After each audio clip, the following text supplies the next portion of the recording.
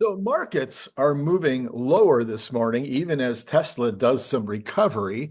And I think I can explain both of those, even though, from what I can tell, most of the pundits and analysts are throwing up their hands and just going, oh, it's just the Trump rally is dialing back. I don't think it's the Trump rally dialing back at all. And I'll try to explain all of that as we go through the numbers this morning. All right. Yeah, and at least at this moment, Tesla is up. Not big, just a few dollars, but it's nice to see it recovering a little bit after the last couple of days of being down. Okay, we have our first article this morning is the channel called Haggerty, which stars Jason Camila, which I think we have to pronounce his name Camila now. Anyway, he reviews a bunch of different cars, and he just did an extensive review of the Model 3 performance. They did, I mean, it was really a fun review because they did a track review. They talked about it in terms of daily use. They talked about it in terms of on back roads when you're, flying along curvy back roads. Anyway, they did this long analysis, and they had several really big finds. They stated, first of all, that it's the best car in the world. I mean, literally, they said it's the best car in the world. Now, that would seem to be a reason for the stock to be up this morning. Anyway, it beat the benchmark performance sports sedan, the LCI BMW M3. This has been the benchmark for years and years and years, according to them. And it basically beat it on every single metric. And even when it didn't beat it on a certain metric, like let's say track time, which I think it lost by a second and a half or something on one lap of the track, it's still, they said that the main reason it didn't win on that metric, or at least equal on that metric, was the tires. So putting on better track tires would have made the entire difference, and Tesla might have actually been better on those metrics as well. The key findings also included that the price being less than half of the Beamer, they suggested you could buy the Tesla Performance Model 3 and get a couple of additional cars for other applications if you wanted to, and still be under the price of the Beamer. There's also a lot of talk about the overall electronics, of course, with the Tesla, system being so much better, the display, the entertainment system being incomparable. They went on and talked about that at great length. So that we also had an analysis of that Jason Camisa statements by Nick Cruz Patane, Patane, NICCRUZ Patane, if you want to look him up on X. He says Haggerty and Jason Camisa have released a new video comparing the new Tesla Model Y again to the BMW M3.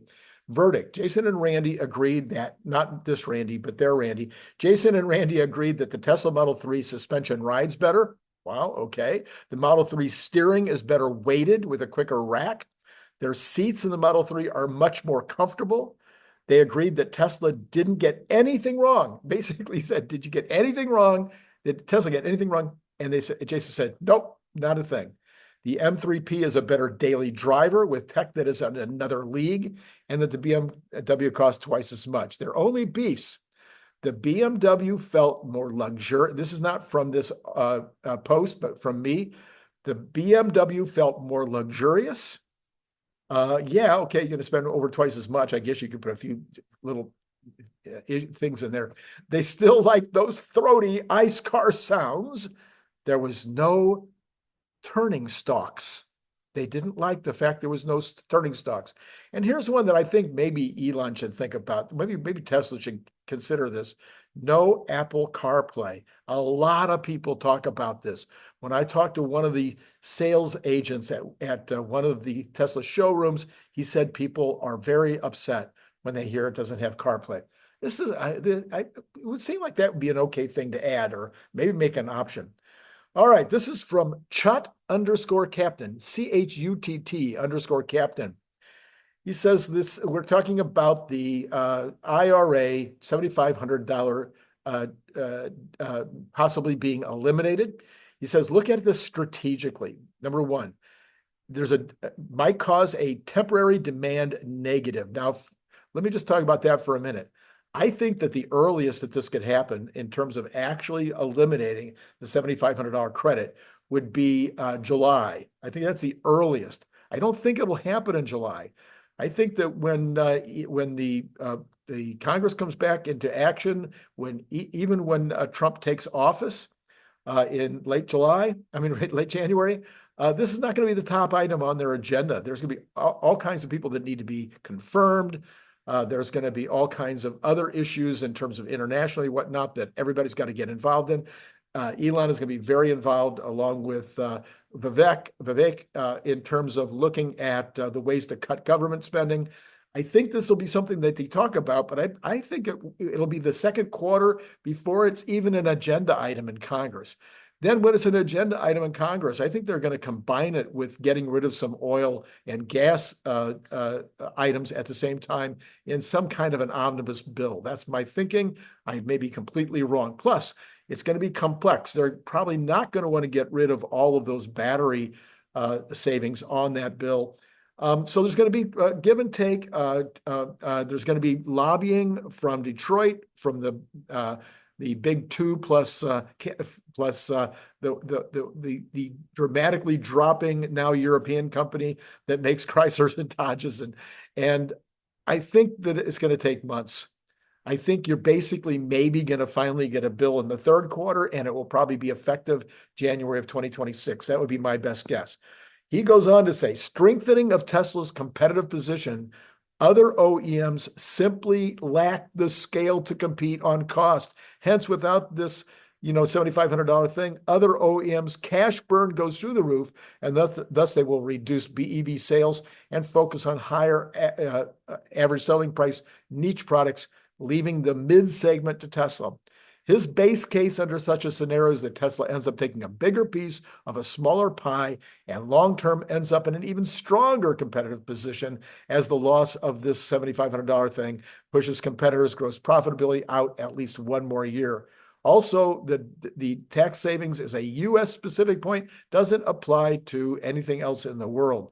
He says, to him, overall, it's a red herring, largely irrelevant distraction, and maybe that's why Tesla stock is up this morning, is the rest of the market is going, yeah, this is not really important, and it's really probably not a this year thing. I mean, not only not a this year thing, not even a 2025 thing.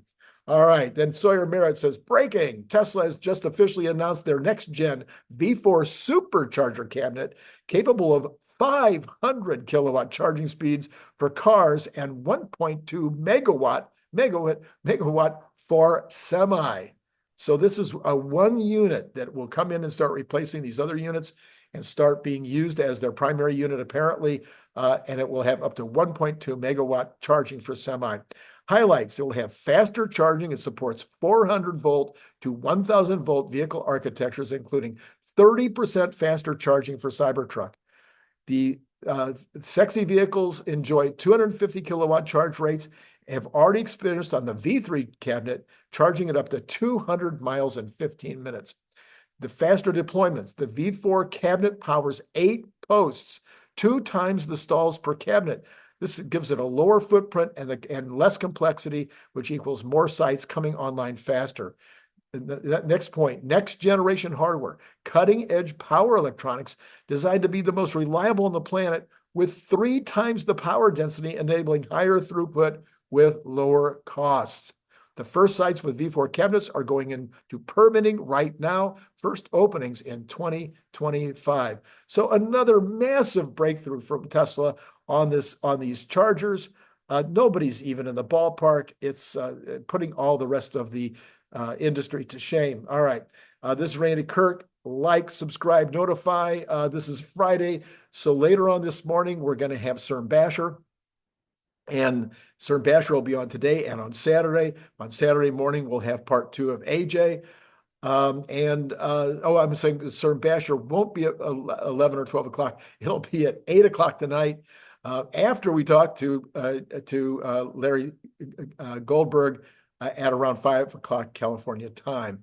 All right. And then, so that is all the things you need to do, plus buying Cybertruck bottle openers as Christmas gifts. Don't forget. On the economic front, we have the U.S. import prices increased 0.3% in October, but they decreased last month by 0.4%. So this is maybe some averaging that's taking place. U.S. export prices rose 0.8% in October following export prices rose 0.8% in October, but that was following a 0.6% drop in the previous month. So again, I'm not sure. We may find that all this levels out over time. Over the past year, import prices advanced 0.8% over the entire year. See, now this gives us a better number, and export prices fell by 0.1%. So that seems like it's pretty reasonable. All that I don't think is impacting the market this morning. I think that's all within reason. U.S. retail sales, however, increased slightly more than expected in October, but underlying momentum in consumer spending appeared to slow at the start of the fourth quarter. Retail sales rose 0.4% last month.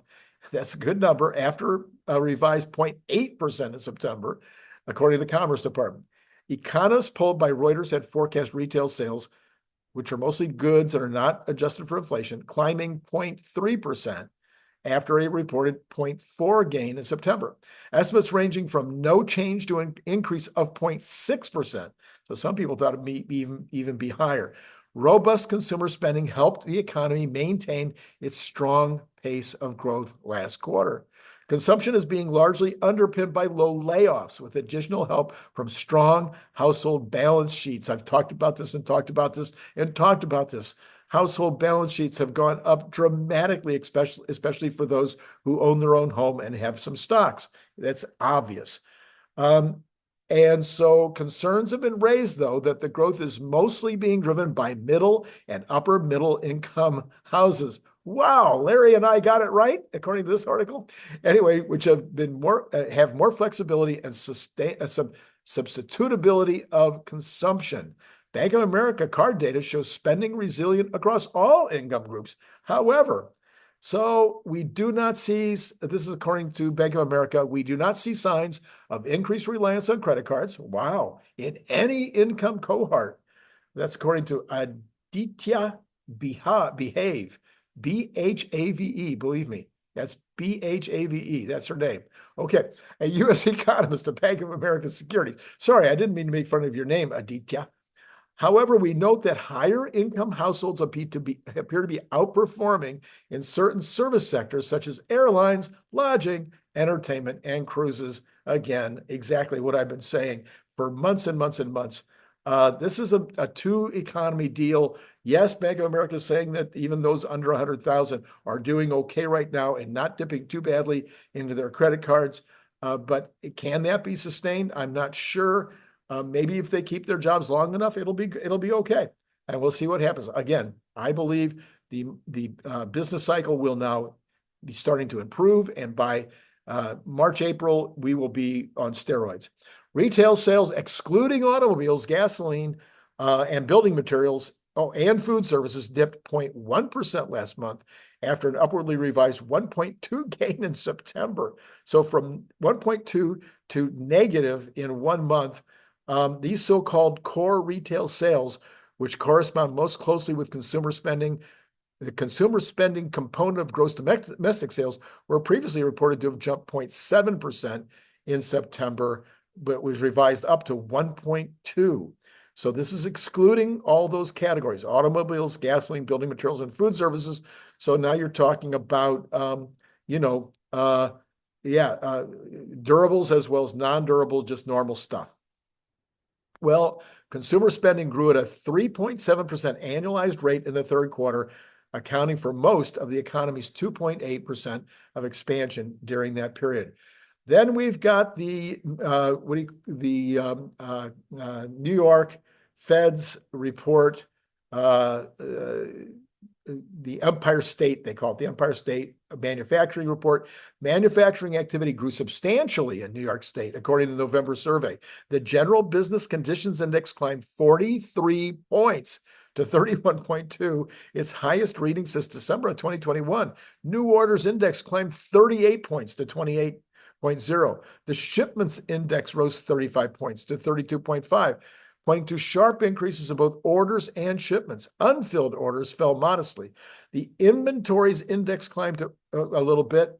The delivery times index moved up to 3.1, suggesting delivery times were slightly longer. And the supply availability index came in at 4.1, a sign that supply availability actually worsened somewhat. They said the pace of increases were holding steady. Labor market conditions were stable. The index for number of employees edged down to 0.9, indicating that employment levels were little changed, and the average work week index was up a little bit, 6.1. Modest increase in hours worked. Prices increased remained steady and modest. The prices paid index came in at 27.8, and prices received index was 12.4. They say that firms can remain optimistic that conditions would continue to improve in the months ahead. After reaching a multi-year high last month, the index for future business activity edged down 6 points to still high reading of 33.2, with half of the respondents expecting conditions to improve over the next 6 months. I assume that means half think they wouldn't. Employment is expected to grow moderately, and capital spending plans were continuing to expand. Okay, so how does all of that play into market? Well, let's take a look at where the market is right now, and I'll see if I can put some sense to it. And you might agree with me, you might not. So let's start with Tesla. Tesla, which was up about 8 at one point, is now up 3.25, but it is trending upward again. The market, which was down, the Dow Jones down 259, and that is up a little bit off its bottom. NASDAQ is down 338. And just barely turning and starting up a little bit right now. S&P down 66. And then you've got the Mag 7 all down, except for, of course, for Tesla, which is up, and in some cases substantially. Amazon 559, Google 3, Meta 1354, Microsoft down 8, NVIDIA down 3.9. $3.90. I mean, it's down significantly. And then the Cathie Woods are all almost, except for CRISPR, which is up 24 cents, they are all down as well. Now, I think you're beginning to know what is going on here, why they're all down like this.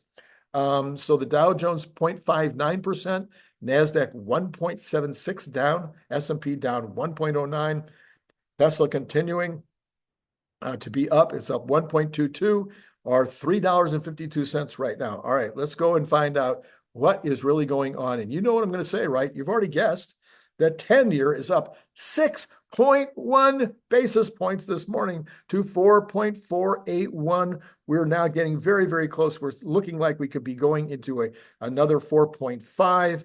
If it goes over 4.5, that would be just crazy times. What is that? Why is it going up? Why does it continue to go up and up and up? Well, because business is stronger than expected. You have Chairman Powell yesterday saying that, we don't have to cut rates. The business is so strong that, we can go slow. And so what does that mean? Well, that means that probably people are starting to say, maybe they're not going to cut rates in December. After all, I know I just yesterday said, no, they're still going to cut in December. I get to change my mind. Maybe they're not going to cut rates in December, or at least that's what the market is starting to imply because of what Powell said and because business numbers are coming in so strong. The 2-year is up 4.1%. 4.1 basis points this morning. The 3-month is up 1.4, and the 2-month is up 3.3. Now, interesting, we are getting very close to the 3-month and reinverting. We're talking about 4.524 compared to 4.477. We're, really close to reinverting, and the 2-month is only at 4.561. So that is basically only 11 basis points before we would get to turn around on that. Okay, so let's go ahead and look at oil. Oil, last time I checked, was down, and oil continues down this morning, only 33 cents, about the same for Brent. You're now looking at Texas Intermediate at 68.36, Brent about $4 higher at 72.20. Again, I continue to believe, this is not trading advice, that both of those are heading into the 50s. Natural gas down a little bit this morning, We're back down to 2.77 at this point, down 0.54% this morning. Gold slightly up this morning, but still hanging out well off of the highs at 2,575. Silver, similar, up 0.33% this morning, but way under the 34 recent high at $30.67. Copper also up 0.69, hanging out above that $4 level at $4.11. The dollar is down a little bit against the yen at that's 0.72 down, up against the euro, but barely at 0.076. But it is overall having a week, we'll end up with a weekly gain. Bitcoin down 25. That's like the smallest move I've ever seen. Oh, okay, now down 47, $47 total. Anyway, but sitting at 88,000 right now, so way off the 90 plus that it was just a few days ago. And then there you go. That will cover all of the things that we cover in the morning. Let's go back, reminding you again, Cern. So we got Larry at around 4 o'clock, probably California time. We've got Cern Basher, maybe a little earlier tonight, maybe about 7 o'clock. We'll put that one up. We've got both AJ and Cern tomorrow finishing up on their part twos of each of the part ones. I'm putting the card up right here for AJ part one, which was last night. You definitely want to watch that if you haven't already seen it. And then hit the like button if you haven't remembered to do that. And then finally, Cybertruck, it's time, right over here. There it is, the Cybertruck bottle opener. Don't forget to mention if you want it in camouflage, please mention you want it in camouflage, and or mention if you want it in the stainless steel. We still have those two finishes. Remember also that you can now customize it. You can paint that baby. It's not paint, but you know what I'm talking about. You can put any design you want on it, and you'll see the numbers down below in the description. It's very inexpensive. You can get basically the same price as you would pay for the regular stainless steel. I think when you buy 6, or I can't remember the details, look down below, it'll tell you, but it's very, very inexpensive to do a custom job when you buy 6. All right, that's all I got for you right now. And I look very forward to talking to you a couple more times today. It's been great talking to you.